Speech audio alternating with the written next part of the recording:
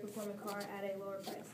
Therefore, it might be rational to seek information on auto choices and equally rational to remain ignorant about public policy choices.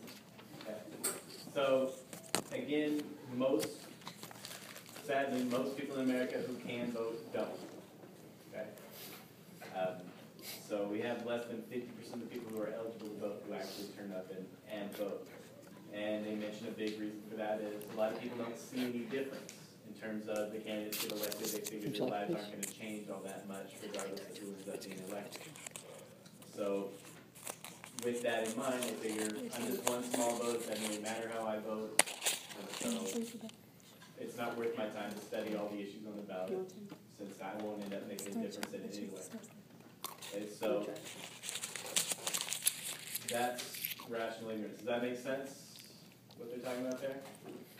Yeah. And they also mentioned the idea of, like, someone might be willing to spend a lot of time gathering information if it is something that's going to have a big effect on them.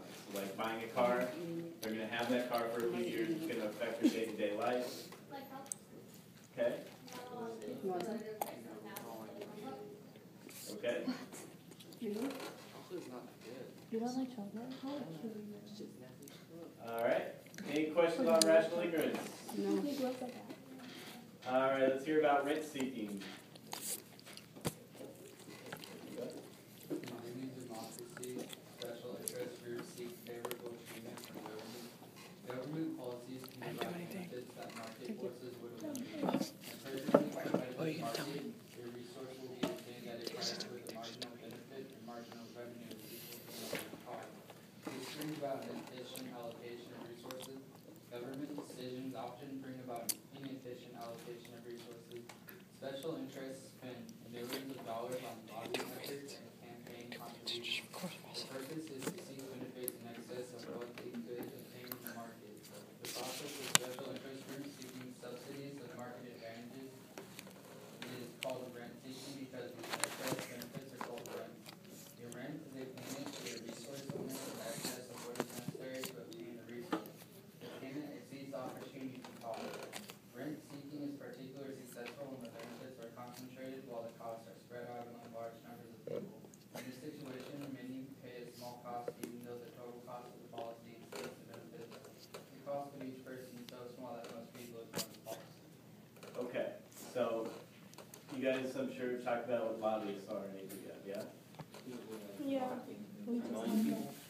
Okay, so, right, big businesses and different groups, pay people to go and try to influence politicians. So, those people are there for a specific purpose to gain for those big companies or those specific industries. And, even though they'll get a lot of taxpayer money to go to their cause because they're spending all that time trying to influence politicians. And we, the American public, don't really get back the kind of return we should on that. However, you don't hear a big outcry for it because maybe the amount that it breaks down to what we're paying is very high.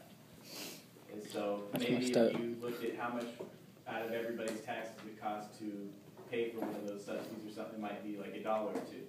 Well, if I'm spending an extra $1 or $2 a year for some subsidy that kind of helps some people, well, then I'm probably not going to make a big deal about it. So the costs get spread out amongst the entire American public. The benefits get concentrated amongst the few who have the power to go in and lobby and get it. No. Okay? So rent seeking, again, that's any payment above what they should normally be getting. If the government wasn't getting involved, how much would that company actually get for it? All right, so let's take a look at your guys' questions. So it said, solving the mysteries of government policy. A mystery is a situation or event in which something seems to be at odds with our sense of what ordinary experience and good judgment would suggest under the circumstances. Public choice theory applies this to government actions. Your job is to solve the following mysteries. Provide a full explanation of each mystery. Your explanation might include the following. So what are the costs and benefits involved in the choice? Does cost-benefit analysis explain the mystery? How do incentives affect choice? Which incentives are most important? And does the median voter, rational ignorance, or rent-seeking model help explain and solve the mystery? So the Electoral College mystery. In the American system of government, majority rule is a fundamental principle of democracy, yet in presidential elections we continue to use the Electoral College, an undemocratic institution. For example, in 2000, George W. Bush won the electoral vote while Al Gore won the popular vote. Why does a democratic country tolerate an undemocratic institution? So what might explain that based on what you guys read? Val? I was gonna say, what are you hearing about? You just said my name, bro. I don't know, because the founding fathers believe that the people, the American citizens, that they weren't as educated and they were just gonna vote for stupid stuff, which we are right now.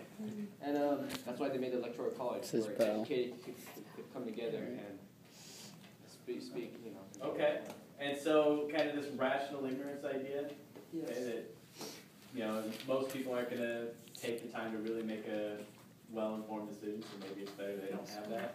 Yeah. And so that's definitely how it started, and they're kind of asking more of why it's still there, and the fact that there's still a lot of people who don't even understand that there's an electoral college. Oh my God. I mean, Yeah, it's how true. that works. You'd be surprised how many people don't You really learn that in get like that. 6th grade. Welcome to America. So that definitely goes back to that idea of rational The ignorance. land of the Anyone free have and anything dumb. different or anything in addition to that? Oh, Okay. So one of the things that has been mentioned is like, what if we did do just straight popular vote? That would take so long. Why could that be a bad thing? Well, we do count up all the votes, right? yeah. I mean, It'd be fraud. well, what could happen is if you end up in a really close election, right, where you're counting all the votes, okay? Now it's not about just recounting the votes in one area or something. Now you're talking about recounting every single vote across the country. And that would have been really chaotic. Like in 2000, we had about a 500,000 vote difference across the country, which sounds like a lot, but when you consider how many people, we're talking about 0.1%. And that would probably lead to every single vote being recounted across the country. That might take, months to really effectively do. So yeah, definitely you could have a cost issue there. Anything else in addition you guys came up with? Said like, we have it because we've always had it for like over 200 years. Okay, and yeah, It's been- tradition. No, I'm just kidding. Well, Well, Miss Fitz, she said that she thought they were going to get rid of it because of 2000. No. Well, a Yeah. lot of people thought that was going to be the end of it after 2000. It was like, we can't let this happen again, and then all of a sudden, we can't talk about it anymore. Can you have another Yep. Oh, what's it called? How come they don't do like the electoral college? Like I know there's 2 states that divide up their electoral votes. How come we don't do it like that? And that's something, Like not winner take all the whole state. It's the percentage takes. Like whoever has the most percentage of votes takes that certain percentage of the electoral college votes. Well, and that's different from what those 2 states actually do. That Maine and Nebraska, what they actually do is, because you get your number of electoral college seats based on your House of Reps members plus your state. Plus your Senate. Yeah, right, that's what I meant. Yeah, so you've got your House of Reps members plus 2 seats for your senators. Mm-hmm. So what they do is they count the votes in each district. Okay, meaning each House of for each House of Reps member. So like Nebraska, I believe is 5 House. I think they have 5 electoral college votes. So they have 3 districts. So you get 2 votes for winning the entire state. So whoever wins the state overall gets 2 votes, and then you get 1 vote per district. And so I think in 2008, I think Obama got 1 and McCain got 4. That makes more sense though than Okay. winner take all. And that would definitely change things pretty dramatically. Like in California, Cause we're a big state. yeah, there you'd see like 30 go somewhere and like another 10 go somewhere else. Yeah, because we do have some pretty conservative areas of the state. And it would even give third party members like a chance, yeah, like to even get their word out. He's laughing. Well, Like Green Party. well, that kind of system again, where you're still taking the. So that whole idea of doing it based on who wins different districts wouldn't help a third party. But if we did it based on proportion, that's another thing that's been suggested in the past. Is what if you did it proportionally? That would give third party candidates some sort of chance, right? If all of a sudden I could get if I get 20% of the vote, I get 20% of that state's electoral college votes. Yeah. You know, it's easy enough in a state that has a lot of votes like California, but what happens when you got a state that has 3 votes? North Dakota. Then how do you decide to split it up? And that's where it would get more complicated. The bigger percentage, it's the more. So, that's about it. Or you could just divide it in half if you. Well, I mean, that's what they would have to, they'd have to figure out, Right. they'd have to revamp the system somehow. And Better than the electoral I'm by college. no means someone who likes the electoral college. I What? think it's pretty idiotic. Oh, you don't like it? No. Okay, I was gonna say You don't like what? the electoral college. It's hella point. It's hella dumb. It was kind of interesting though. A lot of people really thought there was a chance in this election that Obama was going to win the electoral college but lose the popular vote. And It looked like that for a while. It with did. a lot of the polling numbers, that's what it was kind of. Well, it wasn't over. Everyone was like, "Oh, Romney has a popular vote," and they didn't wait till all the votes to be counted.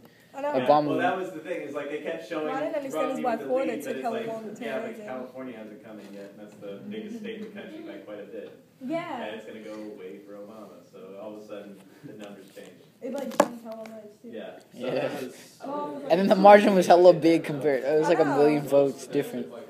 Cause like my mom was hella tripping out, and I was like, California hasn't taken their votes in yet, mom. You don't even have to trip out right now. It did. Once Didn't they watch started, that. it did. Once they But honestly, I go- would have been hella sad if Mitt Romney won, bro. I real life would have been Have sad. you, I don't know. I read so many quotes on Facebook. If he wins, I'm going to Canada. Legit, like that. He got raised. Not very good. Like, All Just right. because your dad's got Guys, guap. let's move on to the but next like we're one. not rich. You Your got dad a got beach house guap. and a lake house. Shut the hell Let's up. look at number 2. Here we go. It was gonna start attacking the rich girl. Guys, We can switch. You can live in my situation.